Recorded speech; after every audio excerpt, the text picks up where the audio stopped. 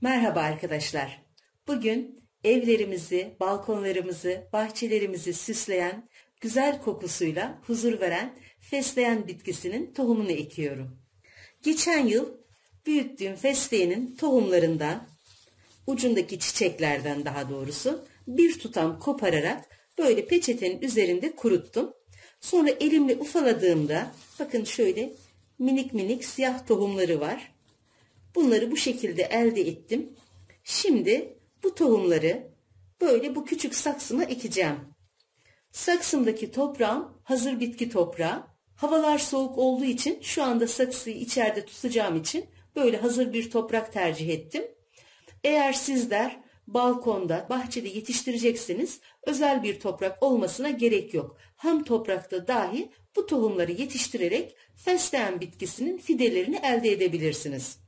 Şimdi bu tohumu şöyle toprağın üzerine elimle serpiyorum. Aslında bu tohum çok fazla. Bana birkaç tane fide lazım. Ama ben yine de ekiyorum. Bir kısmını da ayırdım. Çünkü çok fazla. Üzerine de bir miktar hazır yine gübreli topraktan döküyorum. Tohumu kapatacak kadar üzerine toprak koydum. Biraz da su püskürtüyorum.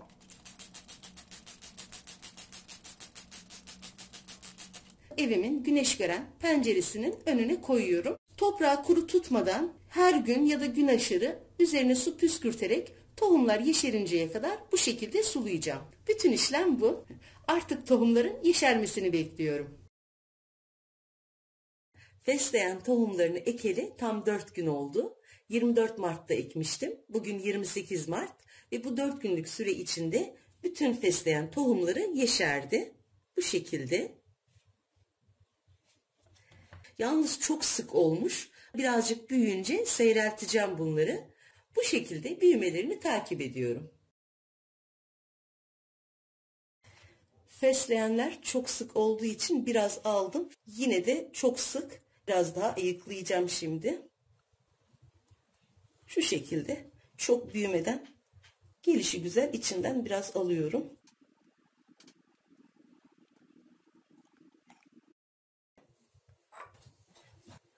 İçinden fazla olanları çekip aldım.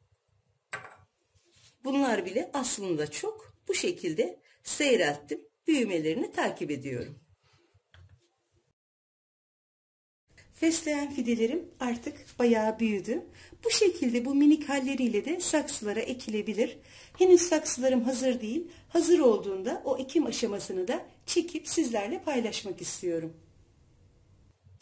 Artık saksılarım hazır, toprakta hazır, fesleğenleri dikebilirim. Saksıları aldığım zaman bu drenaj delikleri kapalıydı. Bunları eski bir bıçağın ucunu ısıtarak güzelce açtım.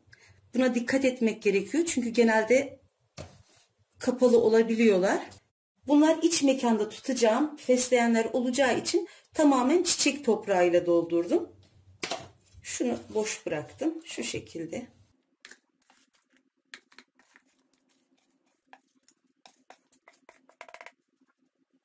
Dışarıda tutacağınız fesleğenler için çiçek toprağı olması ya da hazır bitki toprağı olmasına hiç gerek yok. Fesleğenler içinde büyüttüğünüz kabın şekline göre büyükse, toprağı güçlüyse daha gür, daha büyük oluyor.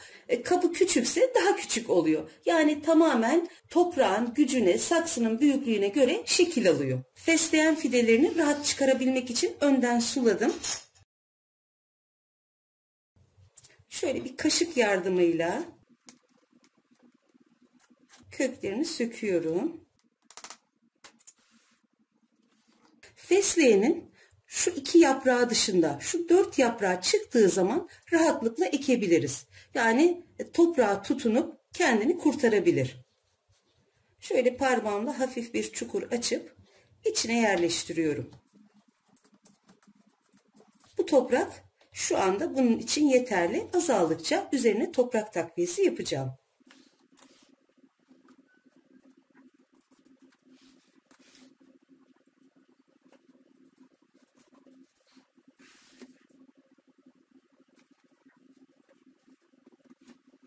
Bir de can suyunu veriyorum.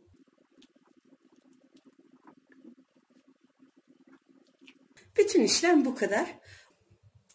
Bu da balkonumdaki saksı. Buraya da birkaç tane ekip balkonumda tutmayı düşünüyorum.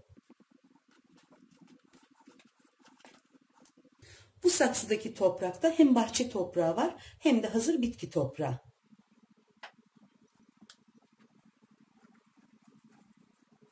Can suyunu da verince tamam artık. Düzenli 3 gün üst üste bu şekilde sulayıp ondan sonra bir dinlendireceğim. Bunu da balkonuma alıyorum. Merhaba arkadaşlar. Fesleğenleri ektikten sonra suladıkça toprakları biraz azaldı. Onlara toprak eklemesi yaptım. Bu boya geldi bu süre içinde. Boşalan bir saksıma bir tane de buraya ektim. 5 saksı oldular. Bunlar da balkondaki fesleğenlerim. Dışarıda biraz soğuktan etkilendiler ama tekrar kendilerini toparladılar. Şöyle daha minicikler. Bu şekilde büyümelerini takip ediyorum.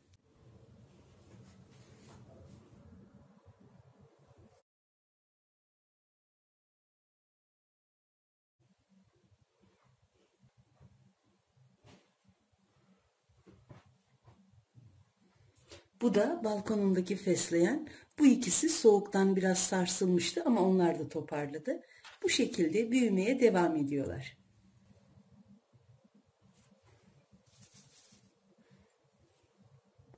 Merhaba arkadaşlar. Fesleğenlerimin artık son hali böyle. İyice büyüdüler. Bu balkonumdaki fesleğenim. Saksıda yetiştirdiğim domateslerin arasında tutuyorum. Fesleğen, domates, biber, salatalık gibi sebzelerin arasında yetiştirilirse bitki çeşitliliğini sağlayarak hatta böyle bir öncü kuvvet gibi yetiştirdiğimiz bitkileri zararlardan koruyor.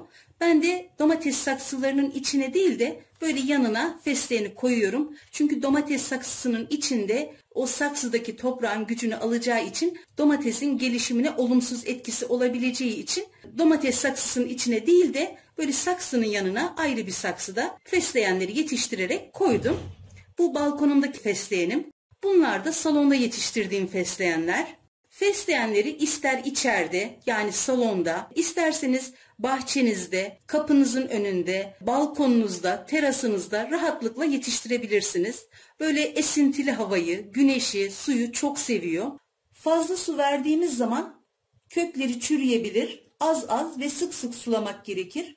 Yaprakları sarardığı zaman anlayacağız ki suyunu çok vermişiz. Yaprakları kurumaya veya pörsümeye başladığında anlayacağız ki suyu az verilmiş. Yani su vermek gerekir.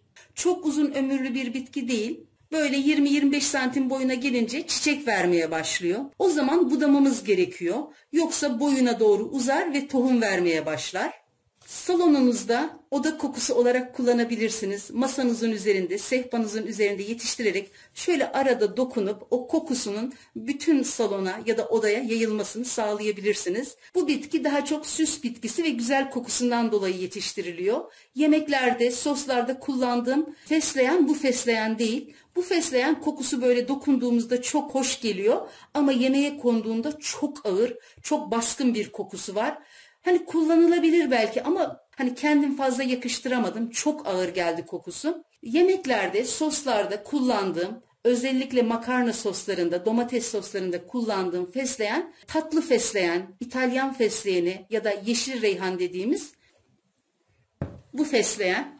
Bunu da daha yeni ektim. Kendini tuttu.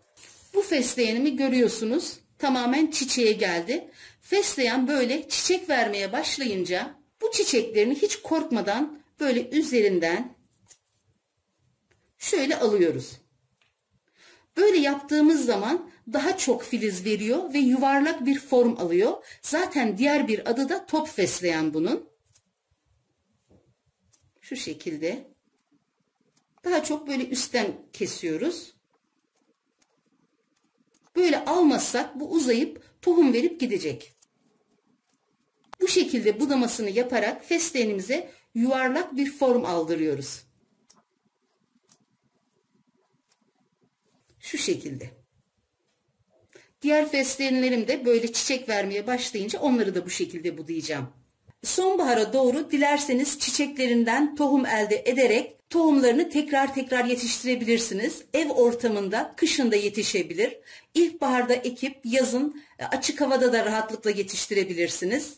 Tohumdan yetiştirilebildiği gibi şöyle bir dalını keserek şu şekilde yapraklarını da sıyırdıktan sonra suda beklettiğinizde aynen reyhan gibi, nane gibi, tatlı fesleğen gibi kök verip tekrar saksılarınızda ektiğinizde rahatlıkla yetiştirebileceğiniz ve her ortamda rahat yetişebilen bir bitki. Bu güzel aromatik bitkiyi herkes evinde, bahçesinde, balkonunda yetiştirsin isterim. Şimdiden yetiştirecek olan herkese kolay gelsin.